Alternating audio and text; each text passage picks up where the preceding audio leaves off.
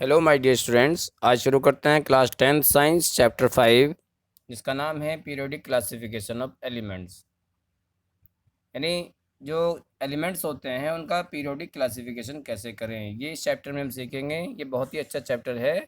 Elements के बारे में आपको पहले से ही पता है कि एलिमेंट्स क्या होते हैं, लेकिन यहाँ इस चैप्टर में हम एलिमेंट्स को किस तरीके से क्लासीफाई करते हैं, ठीक है, उसके बारे में सीखेंगे। तो आइए शुरू करते हैं। In class ninth, we have learnt that matter around us is present in the form of elements, compounds, and mixtures, and the elements contain atom of only one type. यानी क्लास नाइन्थ में हमने क्या सीखा कि जितने भी matter होते हैं हमारे आसपास में, वो या तो एलिमेंट्स की फॉर्म में होते हैं, या कंपाउंड की फॉर्म में होते हैं, या मिक्सचर्स की फॉर्म में होते हैं। और ये भी सीखा है कि एलिमेंट्स जो होते हैं केवल एक ही तरह के एटम से मिलकर के बने हुए होते हैं। डू यू नो, क्या आप जानते हैं how many elements are known till date, कि अभी तक कितने एलिमेंट्स पता है? At present 114 elements are known to us. यानी अभी तक हमें 114 एलिमेंट के बारे में पता है, उसके बारे में हमने जाना है अभी तक। अराउंड द ईयर 1800, यानी 1800 तक ओनली 30 एलिमेंट्स वर नॉन, केवल 30 एलिमेंट पता थे। All these had seemingly different properties, और उनकी जो प्रॉपर्टीज थी वो भी सबकी अलग अलग थी। As different elements were being discovered, जैसे जैसे एलिमेंट्स डिस्कवर होते गए, scientist gathered more and more information about the properties of these elements.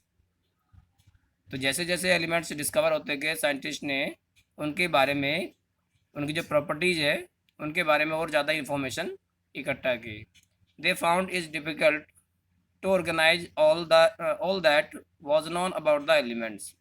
उन्होंने मतलब बहुत मुश्किल था ये पता करना कि difficult to organise all that was known about the elements. यानी एलिमेंट्स के बारे में जो इन्फॉर्मेशन इकट्ठी की जाती है वो बहुत मुश्किल थी, कि जैसे जैसे पता लगते गए उनके बारे में इंफॉर्मेशन इकट्ठी करते गए scientist, they started looking for some pattern in their properties. और उन्होंने एक पैटर्न भी बनाया उनकी प्रॉपर्टीज़ को लेकर के, उनकी प्रॉपर्टीज़ को देखते रहे वो कि किस किस तरह की प्रॉपर्टी किस एलिमेंट की है, on the basis of which they could study such a large number of elements with ease. यानी उन्होंने शुरू किया उनके बारे में जानना, उनकी प्रॉपर्टीज़ के बारे में, और किस बेसिस पर किया, on the basis of which they could study. जैसे जैसे उन्होंने स्टडी करी उनके बारे में, तो उन्होंने इसके बारे में इंफॉर्मेशन कलेक्ट करी है, और such a large number of elements with easy, यानी बहुत बड़ी जो संख्या एलिमेंट की उनके बारे में। मेकिंग ऑर्डर आउट ऑफ चार्स, यानी जो भी एलिमेंट्स थे वो क्या थे, अस्त व्यस्त थे, बिखरे हुए थे। Early attempts at the classification of elements, यानी शुरू में जो क्लासिफिकेशन जो किया है एलिमेंट्स का, तब एलिमेंट्स क्या थे, वो इस तरीके से थे, अस्त व्यस्त थे बिल्कुल, उन्हें उनके बारे में कोई जानकारी नहीं थी।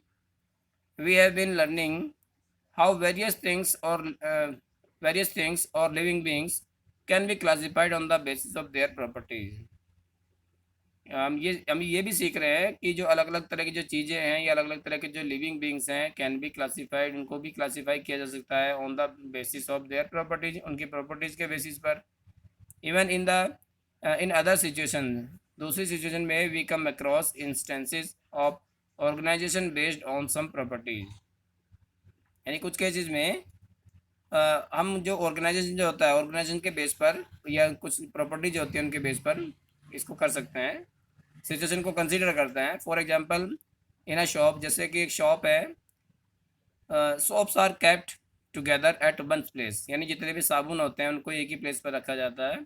While biscuits are kept together elsewhere, जो बिस्किट्स होते हैं उनको अलग रखा जाता है। Even among shops, bathing shops are stacked separately, और उसमें भी जो जो नहाने की जो साबुन होती है उसको अलग रखा जाता है, ठीक है, और वॉश करने के लिए जो होते हैं उसको अलग रखा जाता है फ्रॉम द वॉशिंग शॉप से, मतलब इनकी कैटेगरीज बनाई जाती है। Similarly scientist made several attempts to classify elements according to their properties. इसी प्रकार से साइंटिस्ट ने क्या बनाया, कुछ ऐसे अटेम्प्ट्स बनाए एलिमेंट्स को क्लासीफाई करने के लिए अकॉर्डिंग टू देयर प्रॉपर्टीज, उनकी प्रॉपर्टीज़ के बेसिस पर, and obtain an orderly arrangement out of चार्स। और ऑब्टेन किया, उसको प्राप्त किया, एक ऑर्डर को, अरेंजमेंट आउट ऑफ चार्ज, जो भी जो एलिमेंट जो थे वो जो अस्त व्यस्त थे उनको अरेंज करने के लिए। The elements the sorry the earliest attempts to classify the elements resulted in grouping the then known elements as metals and non-metals। Earliest attempt to classify यानी जो स्टार्टिंग में एलिमेंट्स को जो क्लासीफाई किया गया था, resulted in the grouping, then उनको group में बांट दिया गया मेटल्स और नॉन मेटल्स के। लेटर फर्दर क्लासिफिकेशन, उसके बाद में फिर क्लासिफिकेशन हुआ, were tried out as our knowledge of elements and their properties increase. जैसे जैसे हमारी नॉलेज बढ़ती गई एलिमेंट्स के बारे में, उनकी प्रॉपर्टीज़ के बारे में, तो वैसे वैसे उनको क्लासीफाई कर दिया गया है। डोबेराइनर्स ट्रेड, तो सबसे पहले जो साइंटिस्ट थे डोबेराइनर थे, जिन्होंने क्या बनाया, ट्राइड्स बनाया। और ट्राइड्स में क्या किया उन्होंने, तीन तीन एलिमेंट को एक साथ रखने की कोशिश की। In the year 1817 John Wolfgang Dobereiner, a German chemist, एक जर्मन केमिस्ट थे, tried to arrange the elements, उन्होंने एलिमेंट्स को अरेंज करने के लिए ट्राई किया with similar properties into groups, एक ही तरह की प्रॉपर्टीज़ के ग्रुप्स में। ही आइडेंटिफाइड, उन्होंने आइडेंटिफाई किया, उन्होंने पाया some groups having 3 elements each, उन्होंने ग्रुप बनाए तीन तीन एलिमेंट के। So he called these groups triads, तो उन्होंने इन ग्रुप्स को क्या नाम दिया, ट्राइड्स नाम दिया। डोबेराइनर शॉर्ट, उन्होंने क्या दिखाया, that when the 3 elements in a, यानी जब तीन एलिमेंट जो होते हैं इन अ ट्राइड, ट्राइड के अंदर जो उन्होंने तैयार किया था अपना तीन तीन एलिमेंट का, were in the order of increasing atomic masses, जब उनको एटॉमिक मासेस के इंक्रीजिंग ऑर्डर में रखा जाता है, the atomic mass of middle element, यानी बीच वाला जो एलिमेंट होता है उसका एटॉमिक मास वॉज रफली the average of the atomic masses of the other two elements, वो पहला और जो तीसरा जो एलिमेंट होता है उनके एटॉमिक मासेस का एवरेज होता है। यानी जो तीन एलिमेंट उन्होंने रखे हैं अपने ट्राइड में, जो बीच वाला जो एलिमेंट होता है उसका जो मास होता है वो पहले वाले का और तीसरे वाले का एवरेज होता है। For example take the triad constituting of lithium, जैसे लिथियम हो गया, सोडियम और पोटेशियम, तीन का एग्जाम्पल लेते हैं। With the respective atomic masses, उनके जो एटॉमिक मासेस होते हैं 6.9, 23 और 39, इस तरीके से इंक्रीजिंग ऑर्डर में है। 6.9 हो गया लिथियम का, और सोडियम का होगा 23 और पोटेशियम का 39। What is the average of the atomic masses of lithium and potassium, यानी लिथियम पहले नंबर पे आता है, पोटेशियम जो होता है वो थर्ड नंबर पे आता है। इन दोनों का अगर हम के एटॉमिक मासेस का अगर एवरेज निकालते हैं, ठीक है, how does this compare with the atomic masses of sodium, और इसको किस तरीके से कंपेयर करते हैं सोडियम के साथ में, सोडियम के मास के साथ में। गिवन बिलो टेबल 5.1, यहाँ पे एक टेबल भी दी है 5.1, are some of groups of the 3 element, तीन तीन एलिमेंट के यहाँ पे ग्रुप भी बने हुए हैं। These elements are arranged downwards in order of increasing atomic masses, और आप देख रहे होंगे यहाँ पे इंक्रीजिंग मासेस के मतलब एटॉमिक मासेस के इंक्रीजिंग ऑर्डर में ही है। Can you find out which of these groups from Dobereiner trade, यानी कौन कौन से ग्रुप यहाँ पे देखिए। सबसे पहले नाइट्रोजन हो गया, फॉस्फोरस हो गया और आर्सेनिक हो गया। इनके आप एटॉमिक मासेस देख रहे हैं यहाँ पे 14, 31 और 74, ये इंक्रीजिंग ऑर्डर में है। इसी तरीके से उन्होंने ग्रुप बी, ग्रुप सी, यानी इस तरह के ग्रुप बनाए इन्होंने। तो अब यहाँ देख रहे होंगे इसमें कि जो पहले और दूसरे एलिमेंट का एवरेज जो अगर हम निकालें, तो बीच वाला जो एलिमेंट होता है उसके एटॉमिक मास के रफली इक्वल आता है, एग्जैक्ट नहीं आता, लगभग उसके इक्वल आता है, यानी उसके आसपास ही होता है जो एवरेज निकलता है पहले और तीसरे का। You will find that group B and C, आप ये पाएंगे इसमें कि ग्रुप बी और सी में डोबेराइनर ट्रेड, जो डोबेराइनर जो ट्रेड है, Dobereiner could identify only 3 triad, लेकिन जो डोबेराइनर जो थे उन्होंने केवल 3 ही ट्राइड बनाए फ्रॉम द एलिमेंट्स, एलिमेंट से, एलिमेंट नॉन जो भी पता थे जब तक element at that time. Hence this system of classification into triads was not found to be successful, तो ये जो क्लासिफिकेशन जो था जो डोबेराइनर ने दिया था वो सक्सेसफुल नहीं हुआ। क्यों नहीं हुआ, क्योंकि वो ज़्यादा ट्राइड नहीं बना पाए, उस पर ज़्यादा काम नहीं कर पाए, लेकिन एक शुरुआत करी है, शुरुआत बहुत बड़ी बात होती है, ठीक है। तो पूरी तरीके से जो श्रेय जाता है वो इन्हीं को जाता है, क्योंकि किसी चीज़ की शुरुआत करना बहुत बड़ी बात होती है। आगे उसको कोई भी प्रोसीड कर सकता है। चलिए सेकंड नंबर पे आए फिर न्यूलैंड्स। उन्हें लॉ ऑफ ऑक्टेव्स दिया था।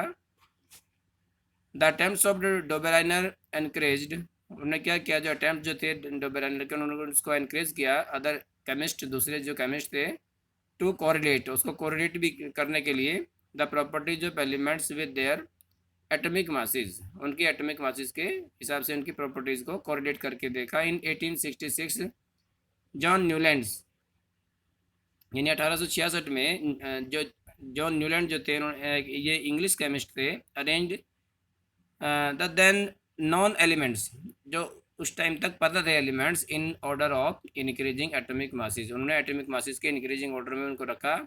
ही स्टार्टेड विद द एलिमेंट, उन्होंने एलिमेंट के साथ में काम किया, having the lowest atomic mass, जिनके मास जो थे लोवेस्ट थे, यानी सबसे कम जो एटॉमिक मास थे, जैसे हाइड्रोजन हो गया, इसका सबसे कम एटॉमिक मास होता है।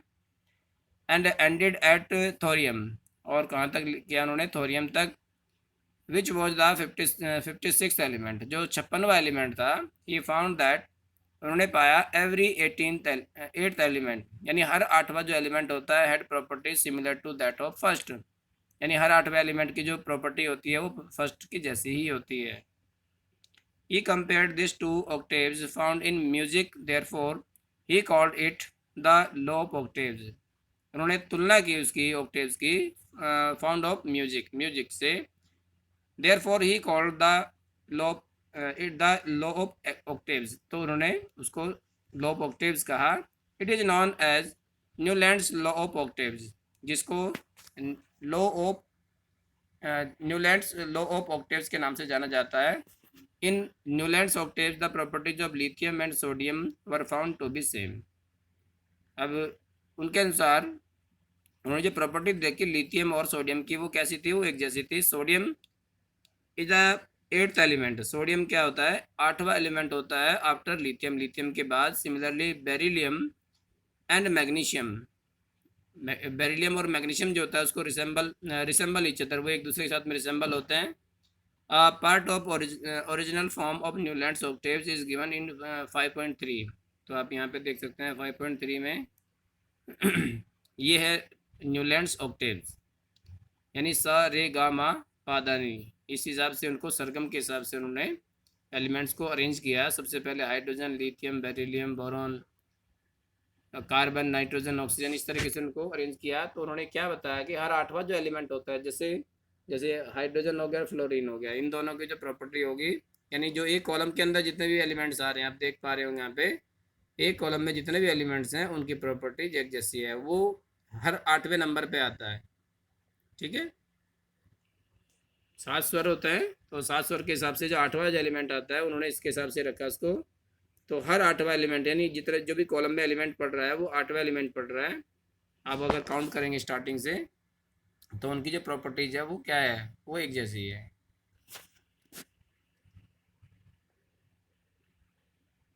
इट वॉज फाउंड, ये पाया, that the law of octaves was applicable only up to calcium, तो ये पाया गया कि जो लॉ ऑफ ऑक्टेव जो था वो केवल कहाँ तक एप्लीकेबल था, कैल्शियम तक।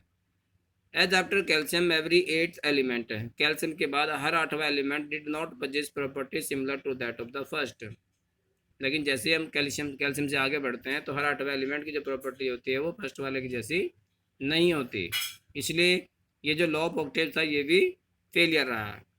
It was assumed by Newlands, और न्यूलैंड्स ने ये एज्यूम किया that only 56 element existed in nature, कि उन्होंने ये एज्यूम किया न्यूलैंड्स ने कि 56 एलिमेंट्स ही नेचर में मौजूद है। And no more elements would be discovered in future, और फ्यूचर में कोई नया एलिमेंट डिस्कवर भी नहीं होगा। बट लेटर ऑन, लेकिन बाद में क्या हुआ, several new elements were discovered, कुछ नए एलिमेंट्स भी डिस्कवर हुए, whose properties did not fit into the law of octaves, और जिनकी प्रॉपर्टी जो थी लॉ ऑफ ऑक्टेव्स के हिसाब से नहीं थी। In order to fit elements into this table, यानी इस टेबल में जो एलिमेंट्स को फिट किया गया है, Newlands adjusted 2 elements in the first slot, यानी पहले वाले स्लॉट में उन्होंने 2 एलिमेंट्स को रखा है।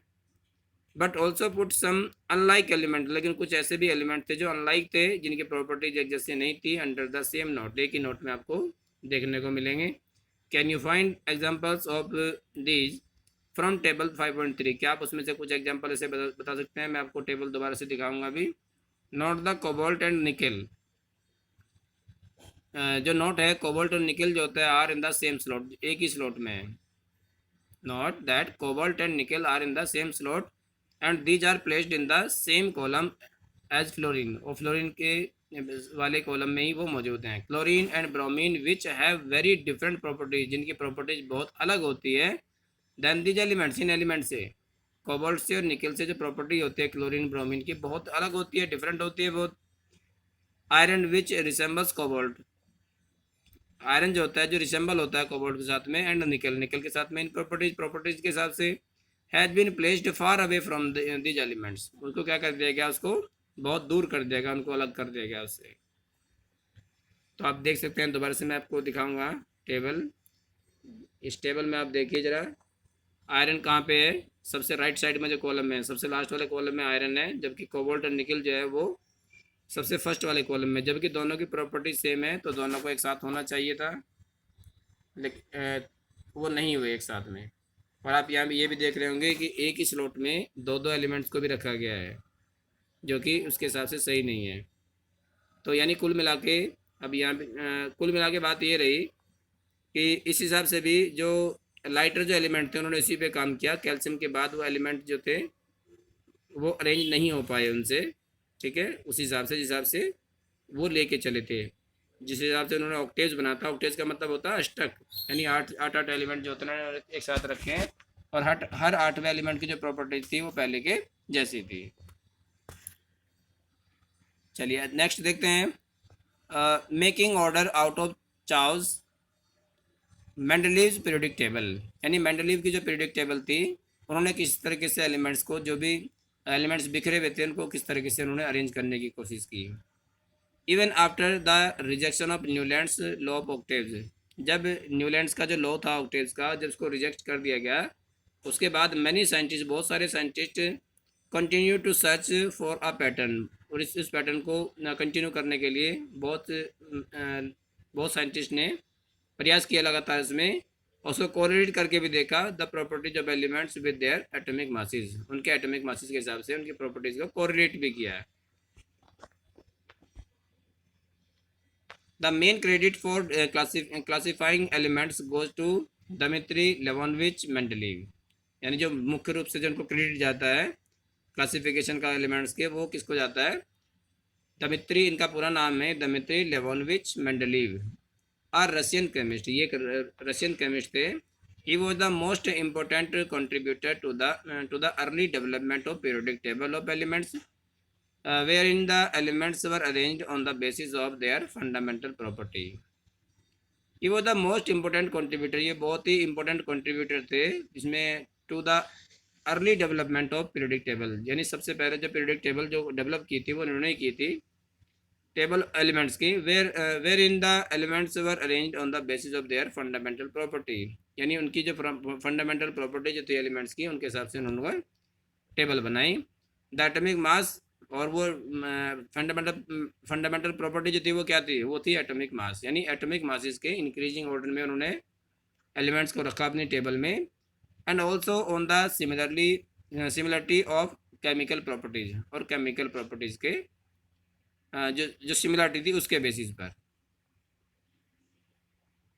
When Mendeleev started his work, जब मेंडलीव ने अपना काम शुरू किया एलिमेंट्स के ऊपर, 63 एलिमेंट्स वर नोन, तो उस टाइम तक 63 एलिमेंट्स पता थे।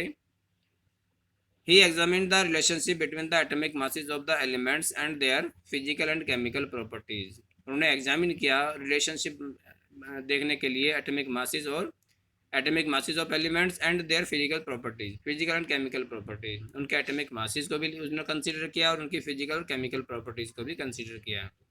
एमंग केमिकल प्रॉपर्टीज में Mendeleev concentrated on the compound formed by elements with oxygen and hydrogen, यानी मेंडलीव ने कंसंट्रेट किया किस पर? On the compounds formed by elements, जो एलिमेंट से बने हुए कंपाउंड थे with oxygen and hydrogen, oxygen और हाइड्रोजन, उन्होंने इन्हीं दो एलिमेंट के बेसिस पर किया है।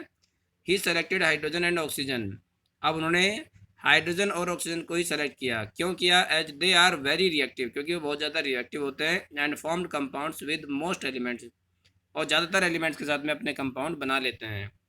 The formulae of the hydrides and oxides formed by an element were treated as one of the basic properties of an element for its classification. यानी जो फॉर्मूले जो होते हैं, हाइड्राइड्स हो गए, ऑक्साइड्स हो गए, फॉर्म्ड बाय एलिमेंट, जो एलिमेंट के बने हुए होते हैं, were treated as one of the basic property. उन्होंने उसको एक बेसिक प्रॉपर्टी की तरह से ट्रीट किया किसी भी एलिमेंट की, फॉर इट्स क्लासिफिकेशन, अपने इसके क्लासिफिकेशन के लिए। ही देन टुक 63 कार्ड्स, उन्होंने क्या किया, तब उन्होंने 63 कार्ड्स लिए। On each card, her card पर ही रोट, उन्होंने लिखा, क्या लिखा? उन्होंने wrote down the properties of one element, एक एलिमेंट की प्रॉपर्टीज को लिखा। हर कार्ड पर उन्होंने अलग अलग एलिमेंट्स की प्रॉपर्टीज को लिखा। He sorted out the elements with similar properties, और उन्होंने सॉर्टेड आउट किए जो सिमिलर प्रॉपर्टी थी उनके, वो उस तरह के जो एलिमेंट्स हैं। And pin the card together on a wall, और क्या किया, जो कार्ड थे उनको एक एक को वॉल पे, दीवार पे पिन करते गए। ही ऑब्जर्व दैट, उन्होंने ये ऑब्जर्व किया, मोस्ट ऑफ द एलिमेंट्स की, ज़्यादातर जो एलिमेंट्स होते हैं, got a place in a periodic table, periodic table में उनको प्लेस मिलता गया। And were arranged in the order of their increasing atomic masses, और उन्होंने उनको उनके जो एटॉमिक मासेस के इंक्रीजिंग ऑर्डर में अरेंज कर दिया है। It was also observe that, उन्होंने ये भी ऑब्जर्व किया, there occurs of periodic recurrence of elements with similar physical and chemical properties. उन्होंने ये भी ऑब्जर्व किया कि जो पीरियडिक जो रिकरेंस जो होता है एलिमेंट्स का, उसमें फिजिकल और केमिकल प्रॉपर्टीज दोनों को ही उन्होंने कंसिडर किया, दोनों को ही ऑब्जर्व किया इसमें। On the basis of Mendeleev formulated a periodic law, यानी on the basis of Mendeleev formulated a periodic law, यानी पीरियडिक लॉ के फॉर्मुलेशन के बेस पर ही, विच स्टेट्स, जो बताता है, the properties of elements, elements की जो प्रॉपर्टीज है, are periodic function of their atomic masses. यानी एलिमेंट्स का जो पीरियोडिक फंक्शन जो होता है, यानी properties of elements are the, जो प्रॉपर्टी जो होती है एलिमेंट्स की, वो क्या होती है? Periodic function of their atomic masses, वो एटॉमिक मासेस का पीरियोडिक फंक्शन होती है। Mendeleev periodic table contains vertical columns called groups हैं, यानी मेंडलीव की जो टेबल थी, पीरियोडिक टेबल, उसमें जो वर्टिकल कॉलम थे उनको ग्रुप कहा गया है। एंड हॉरिजॉन्टल रोज, और जो हॉरिजॉन्टल रोज थी उनको पीरियड्स कहा गया है।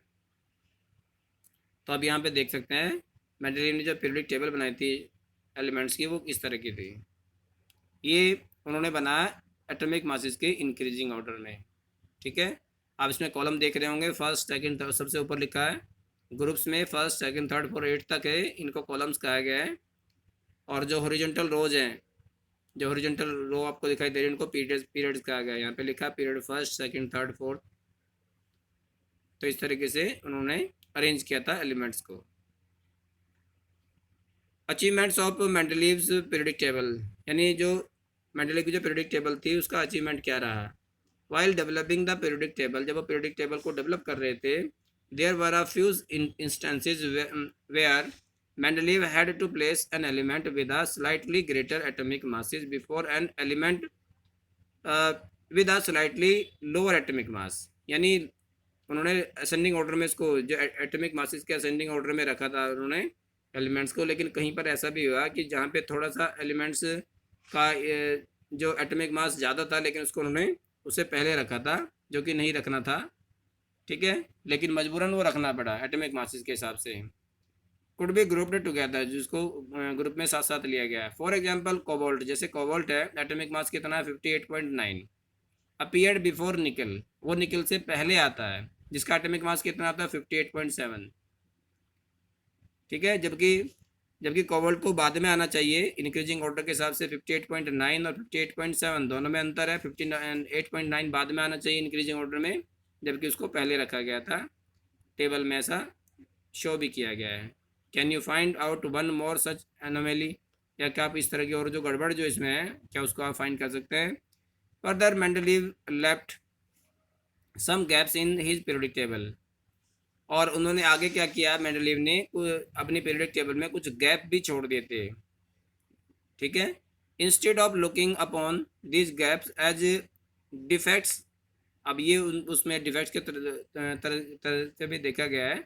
मेंडलीव बॉर्डली, लेकिन मेंडलीव ने बॉर्डली प्रेडिक्टेड, वो प्रोडिक्ट किया था उन्होंने, ऐसी प्रेडिक्शन की थी, the existence of some elements that had not been discovered at that time, कि इस टाइम जो उस टाइम नहीं पता थे एलिमेंट, उन्होंने ये प्रेडिक्शन की थी कि वो एलिमेंट जो उन्होंने खाली जगह जिनको छोड़ी थी कि ये इन फ्यूचर डिस्कवरी इनकी हो जाएगी, ठीक है, और उनको इस पीरियोडिक टेबल में रख दिया जाएगा। मेंडलीव नेम्ड देम बाय प्रीफिक्सिंग, अब मेंडलीव ने बल्कि उनको नाम भी दे दिया था संस्कृत न्यूमेरल, जैसे ए का 1 करके, to the name of preceding element in the same group, उसी ग्रुप को प्रीसीड करते हुए आगे बढ़ाते हुए।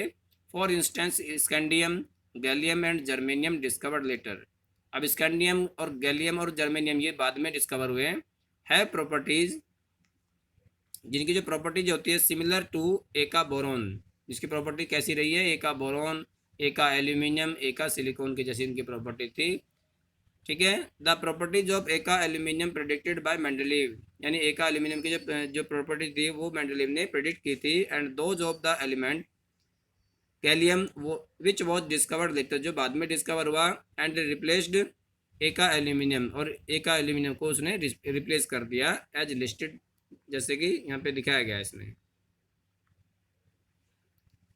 ए का एल्यूमिनियम और गैलियम, इनके एटॉमिक मासेज भी और उनको किस तरीके से उनकी प्रॉपर्टीज रही है। This provided convincing evidence for both the correctness and usefulness of Mendeleev periodic table, यानी ये इसने प्रोवाइड किया, क्या प्रोवाइड किया, जो करेक्टनेस जो थी उसकी और जो यूजफुलनेस थी मेंडलीव पीरियोडिक टेबल की। Further it was the extraordinary success of Mendeleev's prediction that led chemist not only to accept his periodic table, तो यहाँ तक कि जो मेंडलीव की जो टेबल थी वो उन्होंने आगे और उसको लीड किया, उसको आगे और बढ़ाया, जो chemist not only to accept, उन्होंने केमिस्ट ने केवल उसको एक्सेप्ट ही नहीं किया his predict table, but also recognise him, और उसको जाना भी as the originator, as the originator of the concept on which it is based, यानी जिस पर वो बेस्ड है उस कंसेप्ट पर, उसको भी जाना लोगों ने, केमिस्ट ने। Noble gas like helium, neon and organ have been mentioned in many a context before this, यानी इनके बारे में पहले जानकारी नहीं थी, इनके बारे में इनकी डिस्कवरी नहीं हो पाई थी। हीलियम जो नोबल गैसेज होती है, नोबल गैसेज वे गैसेज होती है जो इनर्ट गैसेज होती है, इनएक्टिव गैसेज होती है, ठीक है। हीलियम हो गया, नियॉन हो गया और आर्गन हो गया, ये mentioned in many in context before this. These gases were discovered very late, ये इन गैसेज का पता बहुत बाद में लगा है, और बाद में इसलिए लगा है क्योंकि वो इनर्ट गैसेज है, इनएक्टिव गैसेज है, ठीक है। किसी के साथ रिएक्ट करती है तो जल्दी पता लग जाता है, क्योंकि वो किसी के साथ रिएक्ट करते नहीं है, अपने कंपाउंड बनाते नहीं है, तो इसलिए उनकी डिस्कवरी भी बाद में हुई, उनके बारे में जानकारी भी बाद में मिली है। Because they are inert and, क्योंकि वो इनर्ट गैसेज होती है, and present in extremely low concentration in our atmosphere, और हमारे एटमॉस्फेयर में उसकी जो कंसनट्रेशन जो होती है, उसकी जो अमाउंट होती है वो भी बहुत कम होती है। One of the strengths of Mendeleev periodic table, Mendeleev की जो पीरियोडिक टेबल थी उसकी जो स्ट्रेंथ थी वो क्या थी, वो that when these gases were discovered, जब ये इन गैसेज का पता लगा, जब इनकी खोज हुई है, दे कुड बी प्लेस्ड, उनको प्लेस कर दिया गया इन आ न्यू ग्रुप, एक नए ग्रुप में, without disturbing the existing order, यानी उसने किसी भी जो ऑर्डर जो था उसको डिस्टर्ब नहीं किया, और उसका एक अलग से कॉलम बन गया, ठीक है। तो वो सारी की सारी जितनी भी गैसेज थी वो एक ही कॉलम में रख दी गई है, तो पूरी टेबल जो थी वो डिस्टर्ब नहीं हुई। इसके बाद आता है लिमिटेशन ऑफ मेंडलीव क्लासिफिकेशन, यानी उनकी जो सीमाएं जो थी मेंडलीव क्लासिफिकेशन की, लिमिटेशन जो थी वो क्या क्या थी। Electronic configuration of hydrogen resembles that of alkali metals, and like alkali metals hydrogen combines with halogens, oxygen and sulphur to form compounds having similar formulae as shown in the examples, यानी जो electronic configuration जो था, hydrogen resemble हो जाता है, जो भी एल्कलाइज metal जो होती है, यानी हाइड्रोजन जो होता है वो एक मेटल के जैसा बिहेव करता है, लेकिन वो रिसेंबल हो जाता है, जुड़ जाता है of alkali metal, alkali metal के साथ में, जैसे मेटल्स होगी, जिस तरीके से मेटल जो होते हैं ना, लाइक एल्कलाई मेटल्स, यानी एल्कलाई मेटल की तरह से हाइड्रोजन कंबाइन, यानी हाइड्रोजन भी जुड़ जाता है विद हेलोजेंस, हेलोजेंस के साथ में, ऑक्सीजन के साथ में, सल्फर के साथ में। ठीक है, जबकि ये क्या है, हाइड्रोजन क्या होता है कि मेटल नहीं होता, नॉन मेटल होता है, लेकिन वो नॉन मेटल के साथ भी जुड़ करके अपना कंपाउंड बना लेता है। ठीक है, जैसे आप देख रहे हैं यहाँ पे टेबल में, कंपाउंड ऑफ हाइड्रोजन HCl हो गया, हाइड्रोक्लोरिक एसिड होता है, वाटर होता है, हाइड्रोजन सल्फाइड होता है, sodium chloride, sodium oxide, sodium sulphide. तो ये क्या करता है, ये अपने अपने कंपाउंड फॉर्म कर लेता है मेटल नॉन मेटल के साथ में भी, नॉन मेटल के साथ में भी। On the other other hand, दूसरे शब्दों में ये भी कह सकते हैं, जस्ट लाइक हेलोजेंस, हेलोजेंस या hydrogen also exist are diatomic molecules, वो भी डाइएटॉमिक मॉलिक्यूल होता है। आपने देखा होगा कहीं भी लिखा हुआ H2 ही लिखते हैं हमेशा, क्योंकि उसके एक एलिमेंट में दो एटम होते हैं। It combines with metals and non metals, ये मेटल नॉन मेटल के साथ में कंबाइन हो जाता है to form covalent compound, covalent compound बनाने के लिए। Certainly not fixed position can be given to the hydrogen in periodic table. तो सबसे जो बड़ी लिमिटेशन रही है इस पीरियोडिक टेबल की, वो ये रही कि उसमें हाइड्रोजन को प्लेस नहीं मिल पाया पीरियोडिक टेबल में। This was the first limitation, ये सबसे पहली लिमिटेशन थी मेंडलीव पीरियोडिक टेबल की। He could not assign to correct position to hydrogen in table, यानी उन्होंने सही जो पोजीशन थी उसको हाइड्रोजन को नहीं मिल पाई, उसमें नहीं दे पाए वो। Isotopes was discovered long after Mendeleev, यानी जब मेंडलीव ने टेबल बनाई थी उसके बाद में बहुत सारे आइसोटोप्स जो होते हैं वो भी डिस्कवर हुए हैं। आपने 9th में पढ़ा होगा आइसोटोप्स और आइसोबार्स के बारे में। Had proposed his periodic classification of elements, उन्होंने Mendeleev had proposed his periodic classification of element. Let us recall the isotopes of an element have similar chemical property, जबकि आइसोटोप्स में क्या होता है जिस एलिमेंट के भी होते हैं उनकी प्रॉपर्टी जो होती है वो केमिकल प्रॉपर्टीज एक जैसी होती है, बट डिफरेंट एटॉमिक मासेस, लेकिन उनके एटॉमिक मासेस अलग अलग होते हैं। दस आइसोटोप्स ऑफ ऑल एलिमेंट्स, इस प्रकार से जितने भी आइसोटोप्स जो होते हैं सभी एलिमेंट्स के, posed a challenge to Mendeleev periodic law, तो उन्होंने मेंडलीव का जो पीरियोडिक लॉ जो था उसको चैलेंज किया। अनदर प्रॉब्लम, दूसरी प्रॉब्लम ये भी थी, the atomic masses do not increase in regular manner, कि जो एटॉमिक मासेज जैसे कि मैंने अभी बताया था कि उनके जो एटॉमिक मासेज जो होते हैं इंक्रीजिंग ऑर्डर में रेगुलर मैनर में नहीं रहे, in going from one element to the next, जब एक एलिमेंट से दूसरे की तरफ चलते हैं तो उनका इंक्रीजिंग ऑर्डर जो था वो सेम नहीं रहा हर जगह। कहीं पर ऐसा भी था कि जो जिसका एलिमेंट जिसका एटॉमिक मास ज़्यादा था उसको पहले रखा गया, जिसका कम था उसको बाद में रखा गया। So it was not possible, तो इसलिए संभव नहीं था टू प्रेडिक्ट, ये पता लगाना, how many elements could be discovered, कि कितने एलिमेंट डिस्कवर हो सकते हैं बिटवीन टू एलिमेंट, दो एलिमेंट्स के बारे में, दो दो एलिमेंट्स के बीच में, specially when we consider the heavier element, और मुख्य रूप से जब हम हैवियर एलिमेंट को कंसिडर करते हैं उसके बारे में बात करते हैं। तो अब नेक्स्ट टॉपिक है हमारा making order out of charge, out of caves, the modern periodic table, जो मॉडर्न पीरियोडिक टेबल जो थी उसको उसके बारे में, इसे इस टॉपिक को हम अपने नेक्स्ट वीडियो में डिस्कस करेंगे।